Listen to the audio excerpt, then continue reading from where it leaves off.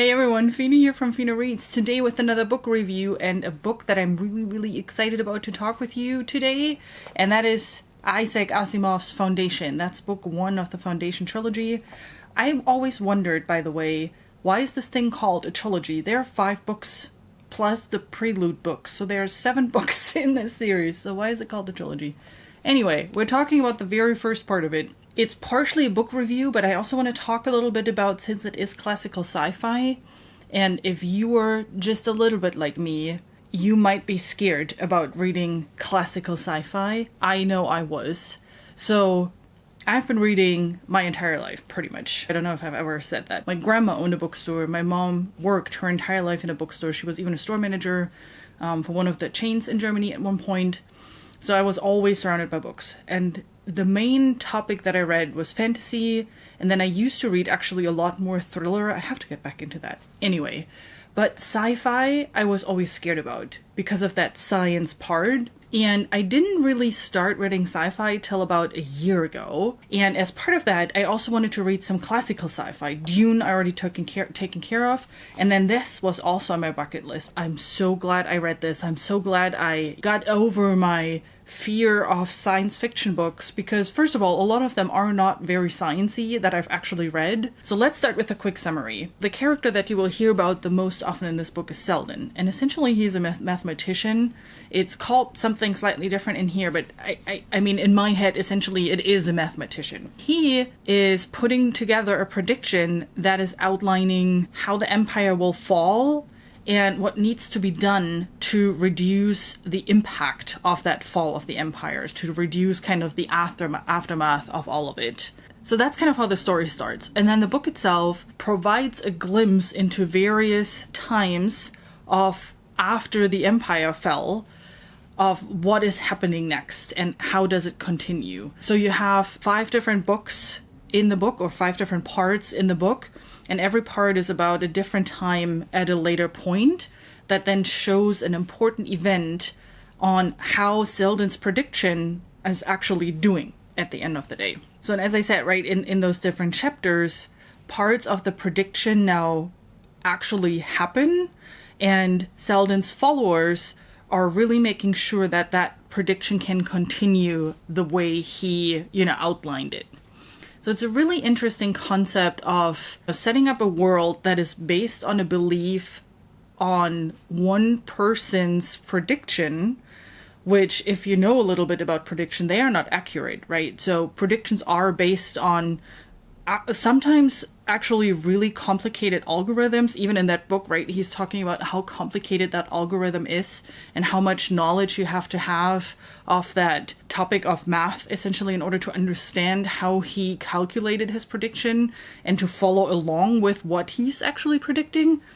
So it's very important that this prediction is not interrupted, and that basically no one actually knows what the next step of the prediction is, or what the next event is, or when the next event will take place. So there's a lot of story around, this whole, do I trust this person that I've never met in my life, or do I actually not agree and think it's completely stupid what we're doing here? Which leads into the world building and kind of character discussion.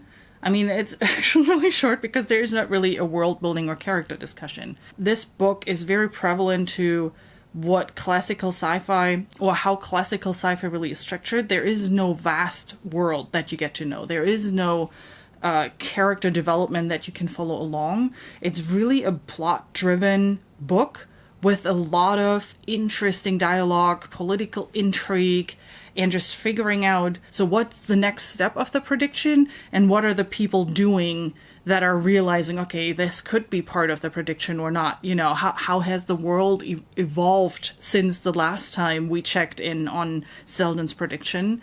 And what are the political parties now? How is everything set up? How has the world changed since then? So there's a lot more around that. One thing that I also found rather interesting is, while the base of the book is a rather scientific principle, right? Having a prediction algorithm, The book itself is not very sciencey. There are short moments where they're talking about the prediction and why, you cannot go away from the prediction and stuff like that. But they are not going into detail and into scientific explanations as to how this whole thing works. So he kept it at a really nice, easy to follow level, which, even though I understand this stuff and I could have went a little bit deeper, thought it was really not needed, and he did it in a perfect way. So even people who might not be as familiar with prediction algorithms and how that technically works can enjoy this story. And that actually fits in general for the writing style. I mean, given that this was written in 1951, I found it rather easy to follow. So there were no super complex sentences. The dialogues were all pretty straightforward. And while there was like hidden meaning in the dialogue and stuff like that, and some reading between the lines, it was not that it was hard to understand or that you had to read a sentence like 2-3 times in order to get what Asimov is trying to say. All right, so now that you have a little bit of an idea, what the book is about and how it is structured, let's talk about why I think you might like it versus not. You might enjoy it if you, like me, enjoy political intrigue and witty dialogues and interesting banter when it comes to engagements between 2 or more people. This book is amazing when it comes to that. Very similar to Dune, actually, where you have a lot of dialogue, especially in Dune Messiah, where you have a lot of dialogue where you have to try to figure out what is this person actually trying to tell you right now. The book is kind of structured in a way that not everything is spoon-fed to you. There's no world building, there's no character development, so you have to imagine some things for yourself, but that I thought was the fun of this book. And in addition to that, then when you pair that with those political dialogues and the political intrigue, it really makes for a great story where you can just try to figure out, okay, so what does this person now mean when they're saying this and that? And that, on the flip side, is, I think, might be also a reason why you wouldn't like it. World building and character development, there is not much of it, because the book is structured so the 200 some odd pages, which is already quite short, is separated into 5 parts, and each part is a time jump, essentially. Sometimes it's just 30 years, but sometimes it's 70 years. It really depends on, again, where the prediction takes us. So if you're not a fan of no detail and no detailed description of what's going on in each of those sections, then this book might not be for you. And then on a side note, I know this is classic sci-fi, and I know there's a lot of conversation around, issues with classic sci-fi when it comes to homophobia and whatnot. I didn't experience any of that in here. I mean, the only fact is that there are no women in the book. Not really, at least. There's one, I think, if I remember correctly. I don't think there were much more. So it's a very male-dominant story, but besides that, I didn't see any issues when it comes to anything. Actually, I think because Asimov didn't go into detail of character descriptions and, what are their hobbies and who's their family and what do they stand for, it makes it so much more relevant now. So you can continue using that. I don't know if you planned doing this, that he, kept it so simplistic so you can read it years later, that he was so aware of, hey, societies change, and I want to make sure that you can read it in 100 years from now. I don't know if that was his point on all of this, but I know there are other books where people struggle a lot more with those issues, and this is definitely, I don't think, one of them that you would have to worry about any of that. So in general, I really think because of that, and because of the way Asimov structured the story, the way he kind of guides you through